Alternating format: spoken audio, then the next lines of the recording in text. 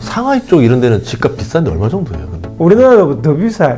중국이 대만을 때릴까? 침공할까 안 할까? 침공할까 말까 안 할까? 확률이 얼마나 될까? 확률 거의 없습니다.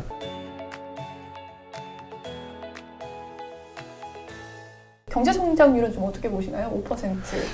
5%는 서방의 예상보다는 낮은 수치죠, 그죠? 그러니까 좀 한 6%쯤은 할 줄 알았어요. 과거에 7% 성장했었잖아요. 네, 낮은 숫자인데 뭐 여러 가지 이유가 있는데 그 중에 하나는 일단 높게 예측할 근거들은 많이 있는 것 같아요. 일단 코로나 때 기저효과가 있어서 그거 풀기만 해도 당연히 올라갈 성장률이 당연히 있을 테고요. 그리고 중앙정부의 경제 지표들이 다 괜찮거든요. 특히 이제 성장할 가능성이 많이 높게 보이는 것이 저축률이에요. 그러니까 저축률이 중국은 어마무지합니다. 작년에 아마 32% 정도 돼요. 소비의 여력이 그만큼 있는 거예요. 이제 리창 총리도 쉽지 않은 목표다라고 한 이 이유가 있어 보이는데, 첫 번째로는 과거처럼 부동산 경기를 부양을 시켜서 그 경제 성장을 지탱하는 방식은 안 할 것 같아요. 근데 그거를 안 하기도 쉽지 않잖아요. 그런데 어떻게 또 하는 거지? 국가 전체의 목표로 보면 이제 손 떼야 된다. 부동산 가격을 더 이상 성공시켜서는 이게 그 말이 안 되는, 우리나라보다 더 심하게 뛰었거든요. 상하이 쪽 이런 데는 집값 비싼데 얼마 정도예요? 근데? 우리나라보다 더 비싸요. 강남보다 더 비싸요? 뛰었다. 그러니까 이대로 부동산을 둬쓰는 국가에 오히려 더 큰 재앙이 되니까 작년에 그냥 부동산 기업들 부도낸 것도 이제 정리할 때다라고 판단을 한 겁니다. 정리를 할 만큼 해야 된다고 생각하는 거고, 그럼에도 이제 불구하고 그게 큰 도미노 현상을 일으킬 수 있는 거니까 대신 뭐 입주자들을 권리를 보호한다든지 이런 정부 정책은 계속 나올 거다라고 이야기를 했고요. 부동산을 안정적으로 하향 다운시킬 방법을 모색을 하고 있습니다. 그러니까 성장 사업이 아니라 이제는 그냥 유지 내지 사양 산업으로 가는 거네요, 부동산이. 네네. 그러니까 이건 시진핑 정부가 내세우고 있는 소위 시코노믹스라고 부르는 경제 정책의 방향과도 관련이 있어요. 시진핑 정부는 성장 중심으로 안 가겠다, 이제. 지속 가능한 성장으로 가겠다. 그걸 표방을 했거든요. 그리고 사실 작년에도 5.5% 했다 3% 달성했던 게 후반에 경제 성장을 억지로 부양시키려고 안 했거든요. 부실 기업들은 정리를 해야 된다. 이제 그렇게 할 때 제일 문제는 그 기업들이 지방 정부하고 다 엮여가 있어요. 다 엮여가 있어서 지방 정부가 부실해졌고 이제 지방 정부가 무너지는 게 문제인데, 이번 양회에서 지방 정부 재정 부양책은 또 만들었어요. 그러니까 지방 정부는 토지 양도금으로 먹고 살거든요. 그러니까 토지를 양도해서 그걸로 먹고 사는데 작년에 한 해만 하라도 거의 27% 이상이 줄었어요. 토지 양도금이. 근데 그걸 이제 보상을 안 해주면 지방정부가 계속 거덕거리니까 중앙정부 차원에서 큰 올해에 보상을 해 나가는 방법들을 고용할 것으로 그렇게 전망을 할 수 있을 것 같아요. 중국 시진핑 정부의 정책에서 우리가 방향을 하나 알아야 될 것은 의법치국. 법에 의해서, 법에 의해서 나라를 다스리겠다. 이게 한 방침이에요. 지금까지는 굉장히 당 중심의, 개인 중심의, 간부 중심의 이런 정책의 요소들이 굉장히 많았고, 특히 해외 투자자의 입장에서 보면 이게 도대체 어떻게 돌아가는지 알 수 없는. 옛날 관시라고 했잖아요. 사업하려면 관시 알아야 된다고. 그걸 관시란 말로 대표적으로 판단을 하는데, 그런 영역들이 많이 있었는데 이제 정부부터 나서서 그런 영역을 굉장히 줄여나가겠다라는 방침인 것 같고, 그런 측면에 있어서는 뭐 일단 지르고 말해놓고 보기보다는 굉장히 보수적으로 안정적으로 자꾸 시작을 한 걸로 볼 수 있다라고 보여집니다. 내부적으로 문제가 많아서 낮게 잡았다라고 이야기를 하는 분들도 있던데 저는 그렇게는 보지 않고요.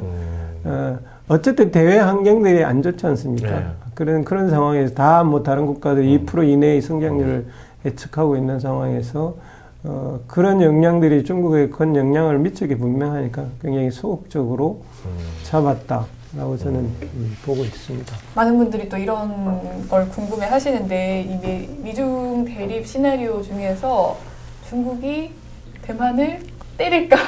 침공할까 안 할까? 침공할까 말까 안 할까? 이런 확률이 얼마나 부분에서 될까? 네, 이런 게 제일 궁금하긴 하거든요. 확률 거의 없습니다. 없다. 네. 뭐 양의 중간에 예. 나오는 발언들만 봐도 예. 이제 통일, 평화 이 두 개잖아요. 예. 평화 통일을 해야 된다라고 계속을 하다가 이제 계속 미국이 대만을 적극적으로 활용할 때 통일이 평화보다 앞에 왔어요. 그 심지어는 펠로시 갔을 때 대만 섬을 둘러싸기까지 했잖아요. 네, 긴장이 그래서 극대화됐어요. 그때는 전쟁의 일촉즉발 전쟁까지 갔다라고 느꼈는데 이번 양해의 전체적인 분위기는 평화가 훨씬 빨리 왔고요. 통일에 대한 이야기는 뒤로 넘어갔어요. 그리고 전체적 국방 예산을 봐도 그렇고 전체적인 기조가 그렇게 갔는데 안 될 거라고 보라는 이유가 몇 가지가 있는데 첫째로는 대만이 변했어요. 대만이 여러 가지 변수가 생겼습니다. 가장 강력하게 반중 정책을 펴던 차이잉원 정권이 굉장히 큰 난관에 지금 부딪혀 있어요. 우선 그 총선에서 대패를 했고요. 지금 여론 지지율도 굉장히 안 좋습니다. 그런데다가 최근에 대만 국민들 여론조사하면은 미국에 대한 경계심이 굉장히 올라가 있어요. 그 이제 중국으로 볼 때는 대만이 자체적으로 대만이 독립을 하겠다 그런 성향을 가지고 이야기하는 것까지도 괜찮은데 이게 미국하고 붙어갖고 뭔가가 일어날까 봐 제일 겁내는 거거든요. 그건 그쵸 실현되는 거니까요. 대만 그럴 걸 예상했던 것이 훨씬 분위기가 줄어들어서 평화 쪽으로 훨씬 간 것 같고요. 그리고 그걸 다 떠나서 우리는 대만을 따로 독립적인 국가라고 보지만 중국은 지방의 한 성이라고 보기 때문에 그걸 무력으로 가서 점령을 하는 것은 결국은 마지막 순간이거든요. 아, 모양새가 안 좋다. 모양새도 굉장히 중요하죠. 뭐 우크라이나 전쟁, 러시아와 우크라이나 전쟁을 뻔히 눈으로 보고 있는데 거기에서 러시아처럼 군사력 중심으로 우크라이나를 치고 들어갔을 때 세계가 어떻게 러시아를 보고 대응하는지를 또 두 눈으로 똑똑히 지켜본 데다가 자국민을 가지고 갔을 때 그것이 일어날 후유증 같은 거 걱정을 많이 하는 거죠. 그러니까 하나의 국가로 보게. 그렇기 때문에 TSMC에 대해서도 아직 전혀 무슨 컨트롤을 하지 않고 오히려 계속 살 물건 계속 사고 하고 있거든요. 그런 점에서 봤을 때 대만을 치는 거는 마지막 카드입니다. 마지막 카드. 그 마지막이라고 하는 건 뭐냐면 미국이 대만을 독립시킬 의도를 명백하게 보였을 때. 근데 미국도 지속적으로 바이든 정부도 우리는 독립국가로 인정하지도 않고 인정하는 노력도 안 할 거다라는 걸 표방을 하고 있어서 훨씬 톤도 누그러워졌고요. 마지막으로 하고 싶으신 말씀이 있으시다면 지금 굉장히 위기의 시대고요. 이 위기는 단순히 국면적 위기가 아니고 굉장히 시스템적 위기입니다. 좀 큰 시각에서 이 국면을 보는 연습, 훈련, 노력들을 해야 된다. 우선 정부 당국자들은 이게 10년 혹은 100년 이후에 우리가 어떤 시스템을 끌고 갈 것인지라는 시각에서 국가의 목표를 정하고 움직여야 된다. 당장 미국이 공장 지어달라니까 지어주고 또 규제하니까 또 어떻게 해야 되느냐 그렇게 아닐까. 그런 시스템 자체를 우리가 어디로 가져갈 것인가라는 컨트롤에서 해야 되고요. 기업들도 좀 장기적인 전망을 가지고 했으면 좋겠어요. 당장 눈앞에 있는 것만 아니고. 이런 위기의 시대일수록 혐오의 방식으로 뉴스를 소화하고 국가를 인식하는 경향들이 굉장히 많아질 수밖에 없는데요. 근데 문제는 그럼 망합니다. 그때에 비해서는 국력이 많이 커져 있고요. 우리도 선택지가 굉장히 많이 있다. 그걸 잘 활용하면 기본적으로 수출로 먹고 사는 우리나라는 다자 외교를 해야 되고요. 그리고 과거로 돌아갈 수 없을 정도로 우리는 전 지구적인 시장을 노려야 됩니다. 그거 한 시장만 가지고 앞으로 먹고 살 수 없잖아요. 우린 자원이 부족한데 어쨌든 기술 가지고 먹고 살아야 되는데 그러려면 우리는 큰 시장을 열어주는 방향으로 움직여야 된다고 생각합니다. 앞으로 시장의 시대다. 그 시장을 중심으로 판단을 하는 게 필요하다고 생각합니다. 맞습니다. 그러니까 인공지능을 엄청 개발해놨던데 그 깜짝 놀랐거든요. 그러면 이 인공지능이 어디에서 쓰이는 거예요? 뭐 예를 들어 좀 분야가 여러 가지 있던데 중국에서 보면 개발해놓은 인공지능 개발 기술이 많던데 네. 이거를 어디에 해서 경제적 이익을 얻으려고 뭐 지금 수구에서도 쓰이는데 다 쓰이죠.